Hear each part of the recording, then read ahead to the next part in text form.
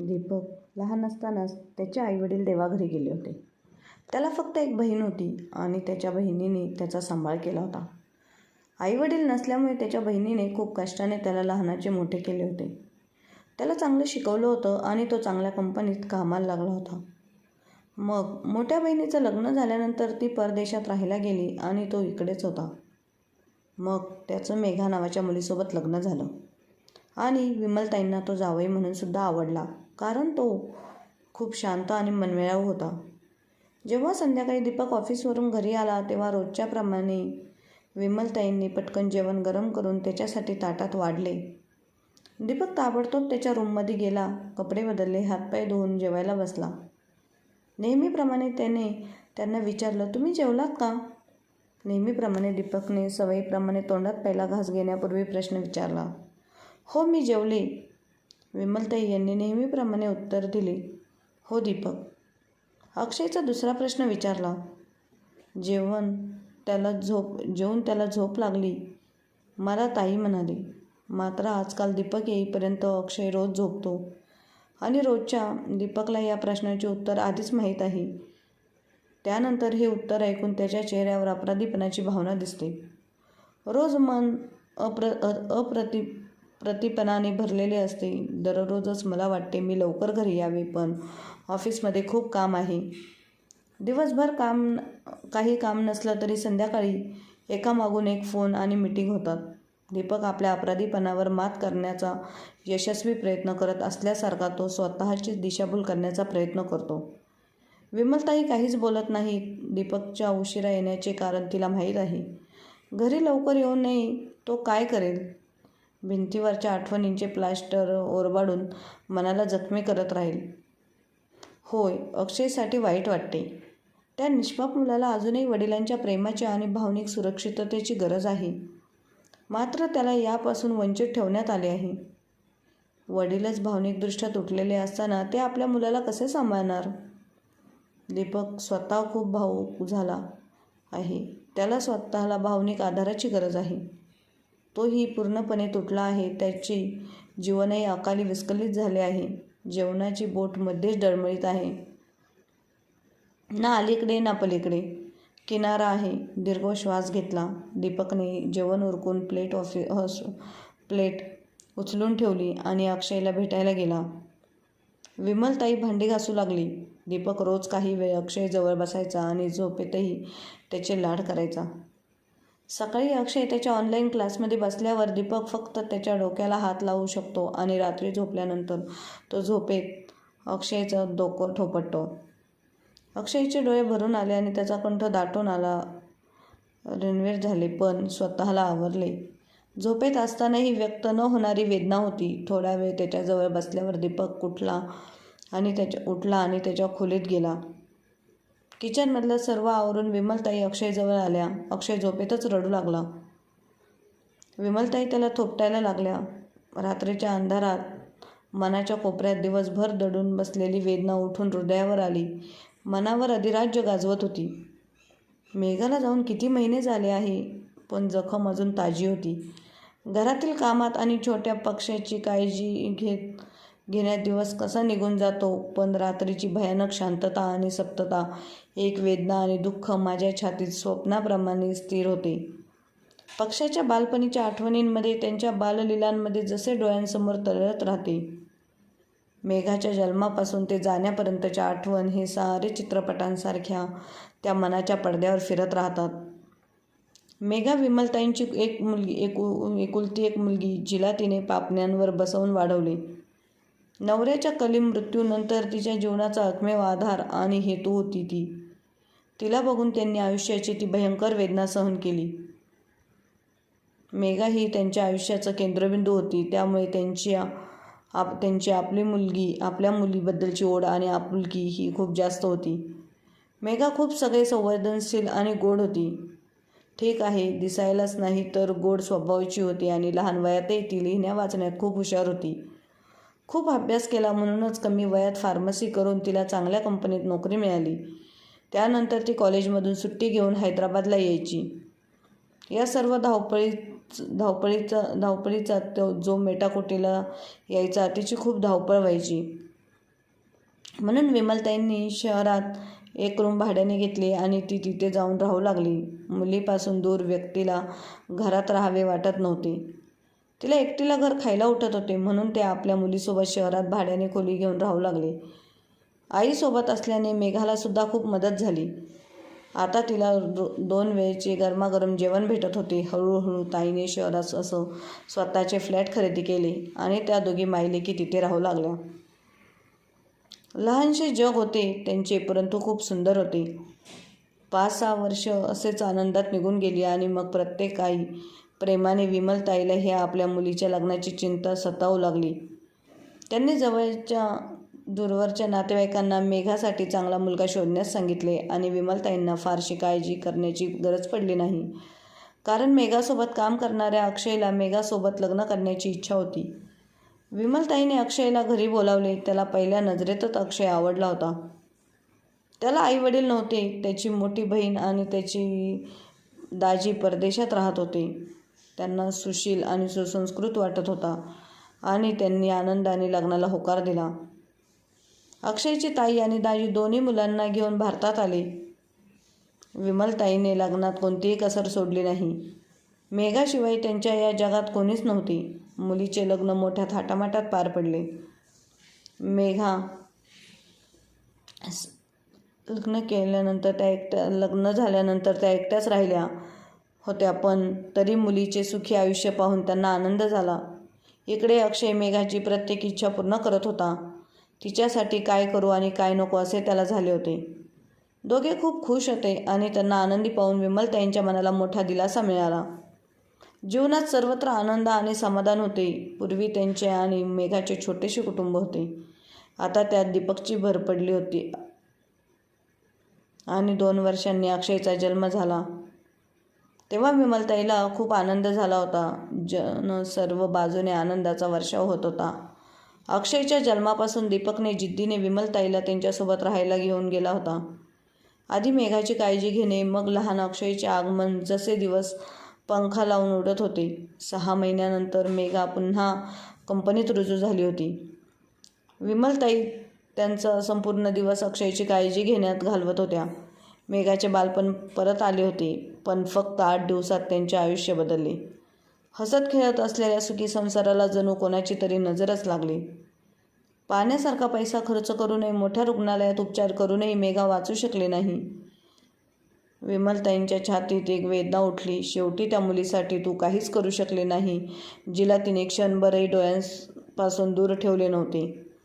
ना ती तुझी काळजी घेऊ शकली, ना तिच्याजवळ बसू शकली, ना ती तिच्या डोक्याला हात लावून सांत्वन करू शकली. हॉस्पिटलच्या बेडवर मेघा एकटीच पडली होती आणि ती तिथून एकटीच दुसऱ्या जगात निघून गेली. 9 महिने माझ्या पोटात ठेवून जिला जन्म दिला ती सोडून निघून गेली आणि विमलताई एकटीच उठली. हे स्वीकारणं किती अवघड होतं. मेघाच्या जाण्यामुळे विमलताई तर एखाद्या दगडासारखीच झाली होती. संपूर्ण जग निरर्थक वाटू लागले होते. आता आपलं म्हणायला कोणीच उरलं नव्हतं. मृत्यू मला का आला नाही, आता माझ्या आयुष्यात काय उरले होते. पण मेघाचं सगळं आयुष्य तिच्या डोळ्यांसमोर पडलं होतं. पक्षाचे पालनपोषण, दीपकसोबत संपूर्ण जीवन जगायचे बाकी होते. फक्त एका जीवाची गरज होती, तर मृत्यू मला घेऊन गेला असता. असा विचार करत विमलताई खूप रडायला लागली, पण कसं तरी स्वतःवर नियंत्रण ठेवलं. अक्षय मोठ्या कष्टाने झोपतो आणि रडण्याचा आवाज ऐकून तो उठून ये म्हणून वयाच्या 4थ्या वर्षी आई गमावली. तू कसा रोज रात्री उठून आईसाठी रडायचा. दिवसभर आहे तो भरभरा आईचा शोध घेत राहायचा. अक्षयसाठी विमलताईला छातीवर दगड ठेवून तिचे दुःख विसरावे लागले. मेघाच्या अनुपस्थितीमुळे सर्वांचेच आयुष्य उद्ध्वस्त झाले होते. दीपक किती एकटा झाला आहे. ती अक्षयची काळजी घेण्यात स्वतःला व्यस्त ठेवते, पण दीपकला त्याच्या खोलीत एकट्याला मेघाची कमी खायला उठत असेल. 8 महिने उलटून गेले, पण दीपक एकदाही हसताना किंवा मनमोकळेपणाने बोलताना दिसला नाही. फक्त यांत्रिकपणे काम करतो, ऑफिसला जातो. विमलताईलाही त्याची काळजी वाटते. डोंगरासारखा एकटा आयुष्य कसं जाईल. त्याला पुन्हा लग्न करावे लागेल आणि हे लक्षात येताच मी ताईला हृदयात बाण घुसल्यासारखे वाटले. दुसरे लग्न केले तर आपलं काय होणार. तुटलेल्या हृदयाला एकच आधार असतो, अक्षय. आणि जर दीपकची नवी बायको आली तर मी कोणत्या हक्काने पुन्हा या घरात राहू शकेल? सुप्रियामुळेच त्यांचे दीपकशी नाते आहे. आता हे बंदही राहिलेले नाही. विमलताईच्या डोळ्यातून अश्रू वाहू लागले. हे घर सोडलं तर परत त्या घरात जाऊन मेघाशिवाय कसं राहणार? आणि इथेही घराच्या कानाकोपऱ्यात मेघाच्या आठवणीने जगणे कठीण होत चाललेले आहे. काळाच्या ओघात मेघाचे निधन होऊन 2 वर्ष झाली. आता दीपकच्या कुटुंबियांनी, त्याची ताई आणि दाजींनी आता त्याच्यावर दुसरे लग्न करण्याची दबाव आणण्यास सुरुवात केली होती. नातेवाईकही दीपकच्या पुनर्विवाहाबद्दल शांतपणे विचार करू लागले. मानवी दृष्टिकोनातून विमलताईला हे देखील समजले की दीपकसाठी त्याच्या आयुष्यात कोणाची तरी साथ असणे महत्त्वाचे आहे. परंतु असे विचार करताना जिच्यामधील आई वेदनेने भरलेली असायची. विमलताई या 2 भावनांमध्ये सतत संघर्ष करत होती. मनावर दगड ठेवून त्यांनी दीपकला पुन्हा लग्न करण्याचे सांगितले. दीपक डोकं खाली घालून गप्प राहिला. त्याचे ताई आणि दाजी विमलताईंना दीपकला पुन्हा लग्नासाठी तयार करण्याचा आग्रह करायचे. या मंडळात काही दिवस इकडे गेले. इकडे विमलताई काही दिवसांपासून दीपकमधील बदल पाहत होत्या. तो आनंद दिसत नव्हता, पण आता तो आरामात दिसत होता. पूर्वीसारखाच ताजेपणा पुन्हा एकदा त्याच्या चेहऱ्यावर दिसत होता. तो आता भडक रंगाचे कपडे घालून ऑफिसला जायचा. एके दिवशी तो रात्री परत आला तेव्हा त्याच्याकडून महागड्या परफ्यूमचा वास येत होता. विमल त्यांच्या अनुभवी नजरेला सर्व काही समजले. लवकरच कळले की त्याच्या ताईचा एक ओळखीचा माणूस आहे जो त्याच्या दिल्लीतील एका नातेवाईकाची मुलगी आहे. एका अपघातात मरण पावली आणि ती तिच्या मामा आणि आत्याकडे मोठी झाली. दीपकच्या बहिणीने दीपकला त्या मुलीला भेटायला जायला सांगितले होते. दीपक तिला भेटला आणि त्याला ती साधी मुलगी खूपच आवडली. एका भेटीतच ती दीपकला आवडली. ती सुप्रिया ही साधी घरगुती स्वभावाची होती. ती अक्षयची पण काळजी आम्ही घेईल तेव्हा ते आम्ही येऊ शकणार नाही. तुम्हाला सगळं सांभाळावं लागेल. आम्ही दीपकला सांगितलं आहे की तो उद्या सुप्रियाला भेटायला घेऊन येईल. दीपकच्या बहिणीने विमलताईला फोनवर सांगितले. विमलताईने त्याला धीर दिला आणि म्हणाल्या की मला या प्रकरणी काही बोलण्याचा अधिकार नाही. दीपकची आई आहे ना, मेघा आता या जगात आहे. हे दीपकचे वैयक्तिक बाब आहे. पण तरीही विमलताईचे मन अचानक जड झाले. आईसाठी ही खूप कठीण आणि वेदनादायक परिस्थिती होती. त्या दिवशी मेघाची आठवण करून ती दिवसभर रडत राहिली. दुसऱ्या दिवशी संध्याकाळी दीपक सुप्रियाला घेऊन घरी आला. विमलताईने शक्य तितके स्वतःवर नियंत्रण ठेवले. तिघांची खूप विचित्र अशी अवस्था होती. पण आता आपल्या आयुष्यात काही काळ या परिस्थितीला सहन करावे लागेल. थोडा औपचारिक संभाषणानंतर दीपक सुप्रियाला तिच्या घरी सोडायला गेला व त्यानंतर सुप्रिया अनेकदा घरी येऊ लागली. विमलताई आणि दीपक सोबत बसायची, बोलायची आणि थोडा वेळ घालवायची. सुप्रिया विमलताईला एक व्यक्ती म्हणून आवडली. निदान या परिचयापर्यंत तरी ती मेघा दिसत होती. पण तुम्हाला त्यांच्या आतल्या आईचं मन तिच्या मेघासाठी सतत रडत होतं. शेवटी दोन्ही कुटुंबियांच्या संमतीने लग्नाची तारीख निश्चित करण्यात आली. हे लग्न कोर्टातच होण्याचे ठरले होते. दीपकच्या सांगण्यावरून विमलताईला सुप्रियासाठी कपडे, दागिने वगैरे घेण्यासाठी जावे लागायचे. प्रत्येक क्षणी तिला मेघाच्या लग्नाच्या वेळी केलेली तयारी आठवायची. त्यावेळी मनात खूप उत्साह होता, खूप इच्छा होती आणि आता दुःखाला सीमा नाही. ठरलेल्या तारखेला दीपक आणि सुप्रियाच्या लग्नाला कोर्टाने मान्यता दिली आणि अखेर सुप्रिया या घरात राहायला आली. विमलताईने त्यांचे आणि सर्वांचे स्वागत केले आणि सर्वांना गोंधळापासून वाचवण्यासाठी तिने छोट्या अक्षयला कॉलनीच्या पार्कमध्ये नेले. रात्रीसुद्धा तिने अक्षयसोबत खूप लवकर रूममध्ये गेली. आज मेघाच्या घरावर, तिच्या संसारावर, तिच्या नवऱ्यावर, सगळ्यावर नियंत्रण दुसऱ्याचं आहे. आज तिला मेघाची अनुपस्थिती सर्वात तीव्रतेने जाणवली. ती रात्रभर रडत राहिली. दुसऱ्या दिवशी सकाळपासूनच जणू आयुष्यच काहीतरी वेगळं झाल्यासारखं वाटत होतं. सर्व काही बदलले होते. विमलताई उठली. नेहमीप्रमाणे अक्षयला तयार करून ऑनलाईन क्लासला बसवले आणि नाश्ता बनवला. तोपर्यंत सुप्रियाही आली. मी तुम्हाला मदत करू का? मला सांगा काय करायचं ते, सुप्रियाने विचारले. सगळ्यात नाश्ता तयार आहे, फक्त जेवणाच्या टेबलवर लावायचा आहे, असं विमलताई म्हणाल्या. सुप्रियाने नाश्ता टेबलवर ठेवला. नाश्ता झाल्यावर सुप्रिया विमलताईला विचारत होती आणि कामात मदत करत होती. 2-3 दिवसात तिने स्वयंपाकघरातील बहुतेक व्यवस्था सांभाळली आणि कुठे काय ठेवले आहे हे सुद्धा तुम्ही लक्षात ठेवले. आता विमलताईला इतर आणून निरुपयोगी वाटू लागलं. आपल्या मुलीच्या आठवणी ज्या घरामध्ये आहे ते घर सोडले खूप प्रेरणादायक होते, परंतु आता आपल्याला इथे राहण्याचा अधिकार नव्हता आणि हे उचितही नव्हतं. तसंच सुप्रियाच्या जागी तिच्या घरात दुसरं कोणीतरी राहणं हे आईसाठी कमी वेदनादायक नव्हतं. तिघेही जेवायला बसले तेव्हा विमलताई म्हणाली, मला आता माझ्या घरी जायचे आहे. तुमचे घर? हे पण तुमचेच घर आहे? दीपक शॉक होऊन म्हणाला, बेटा आहे, पण ते घरी खूप दिवसांपासून बंद आहे. मला वाटतं थोडी साफसफाई करून घ्यायला हवी.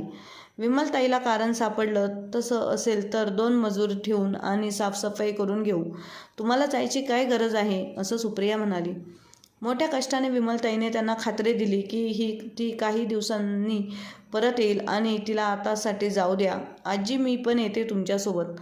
अक्षय न विमलताईला मिठी मारली. दुसऱ्या दिवशी विमलताई अक्षयसोबत तिच्या घरी आली. दीपक त्यांना सोडायला आला. सुप्रियाने आग्रह केला आणि सोबत आली.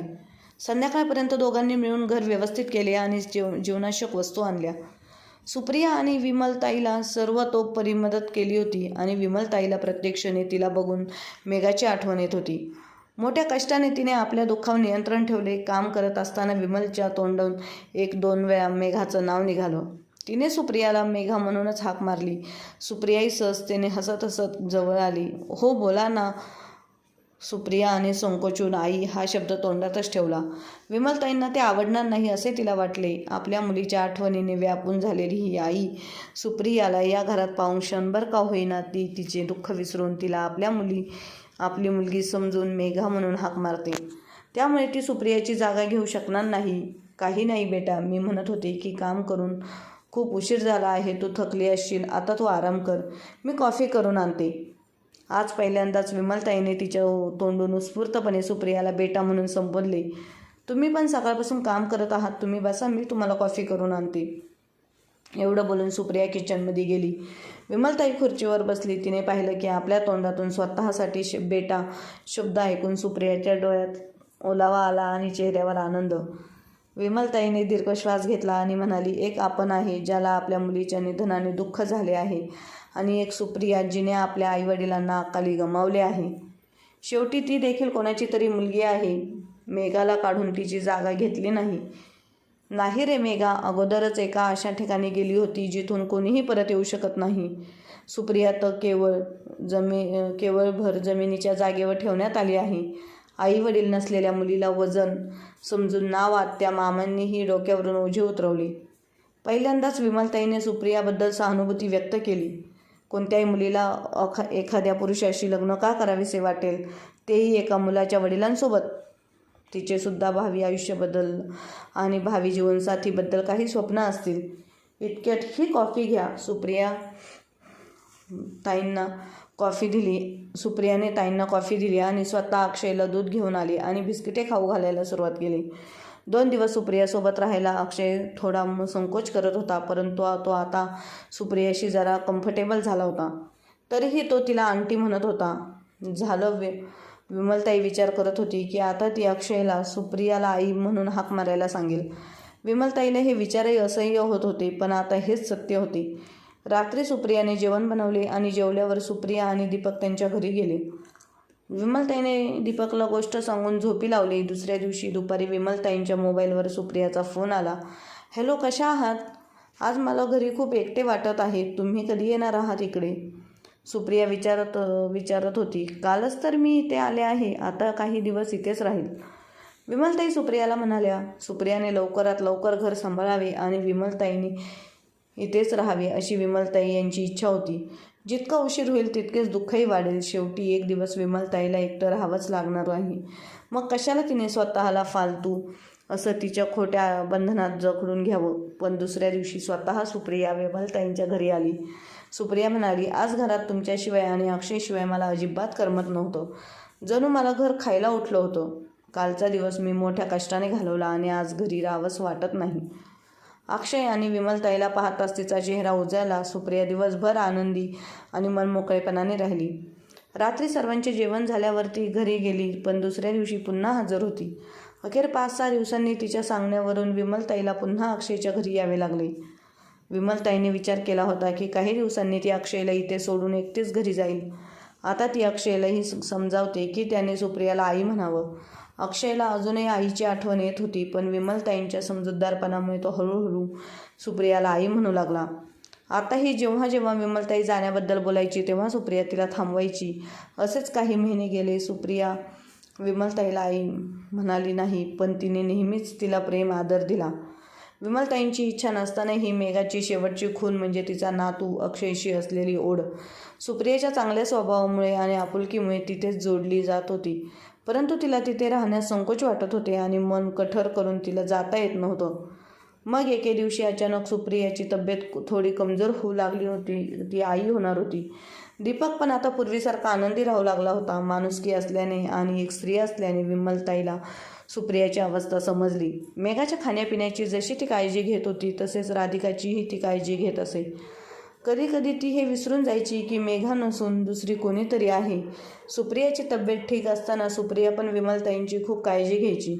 डोकं दुखत असेल तर डोके दाबून देत असायची आणि बाम लावून देत असायची. आतून वेदना वाढत असतानाही पृष्ठभागावर जीवन खूपच सोपे झाले होते. दीपक सुप्रियाला वेळेवर दवाखान्यात घेऊन जात असे. सुप्रियाच्या प्रसूतीला 10 दिवसच उरले होते आणि अचानक कार्यालयातील आवश्यक कामासाठी दीपकला दुसऱ्या शहरात जावे लागले. त्याला जायचे नव्हते, पण सुप्रिया आणि विमलताई म्हणाले की प्रसूतीसाठी अजून 10 दिवस बाकी आहेत, तोपर्यंत तुम्ही जाऊन येशाल. 2 दिवसात तर तुम्ही पुन्हा येणार आहात. दीपक निघून गेला. ज्या दिवशी दीपक घरी सकाळी येणार त्याच रात्री विमलताई अचानक पाणी प्यायला उठली. तेव्हा तिला सुप्रियाच्या ओरडण्याचा आवाज ऐकू आला. विमलताई तिच्या खोलीत गेली तेव्हा सुप्रिया वेदनेने रडत असल्याचे तिला दिसले.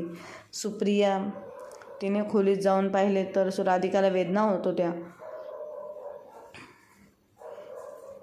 ती रडत होती. सुप्रिया गेल्यापासून विमलताई कधीच मेघा गेल्यापासून विमलताई या खोलीत कधीच आली नव्हती, पण तिला पाहून सुप्रियाला एक सुखद आश्चर्य वाटले. मेघा गेल्यापासून विमलताई या खोलीत कधीच आली नव्हती, पण अजूनही दीपक आणि मेघाचा फोटो त्या ठिकाणी मेघा जिवंत असताना होतात आजही त्याच जागी आहे हे पाहून विमलताईला एक सुखद आश्चर्य वाटले. सुप्रियाची अवस्था पाहून तिला हॉस्पिटलमध्ये नेणे आवश्यक आहे असे समजले. विमलताईने लगेच टॅक्सी बुक केली आणि सुप्रियाची बॅग भरण्यासाठी कपाट उघडले आणि ती स्तब्ध झाली. त्यात मेघाचे सर्व सामान अजून शाबूत होते. विमलताईचे हृदयदस्त झाले. सुप्रियाने मेघाचे कोणतेही सामान काढले नव्हते. ते आत्तापर्यंत जपले होते. सुप्रिया, तुझे कपडे आणि तू बाळासाठी आणलेले कपडे कुठे ठेवले आहेत?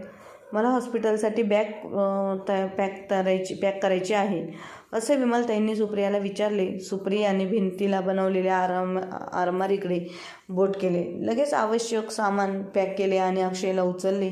तोपर्यंत टॅक्सी ही आली होती. सुप्रियाला आधार दिला, तिला टॅक्सीत बसवले आणि ड्रायव्हर हॉस्पिटलमध्ये नेण्यास सांगितले. धीर धर, सर्व काही ठीक होईल, आपण फक्त 10 मिनिटात पोहोचू. वेदनेने तळमळत असलेल्या सुप्रियाचे संतुलन करत होती आणि टॅक्सी ड्रायव्हरला घाई करायला सांगितले. 10 मिनिटात ते त्याच हॉस्पिटलमध्ये पोहोचले जिथे सुप्रियाचे उपचार सुरू होते. ती इथल्या डॉक्टरांच्या देखरेखीखाली होती. बाहेर एका फॉर्मवर सही केल्यावर डॉक्टरांनी विमलताईला विचारले, तुम्ही पेशंटचे कोण आहात? मी तिची आई आहे असं विमलताई म्हणाल्या. तिला खूप दुःख आहे, लवकर बघा तिला. तेव्हा डॉक्टर म्हणतात, काळजी करू नका असे बोलून डॉक्टर सुप्रियाला लेबर रूममध्ये घेऊन गेले. विमलताई अक्षयला घेऊन बाहेर खुर्चीवर बसल्या.